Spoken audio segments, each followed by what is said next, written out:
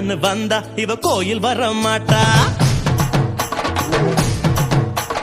திருவிழான்னு வந்தா இவ கோயில் வர மாட்டா. அரிச்சந்திரம் போல இவ போய் பேச மாட்டா. கண்ணகிய போல இவ கோவப்பட மாட்டா. இன்னொரு விஷயம் கேளு. என்ன என்ன என்ன நீ இன்னொரு விஷயம் கேளு. நான் விட்டதெல்லாம்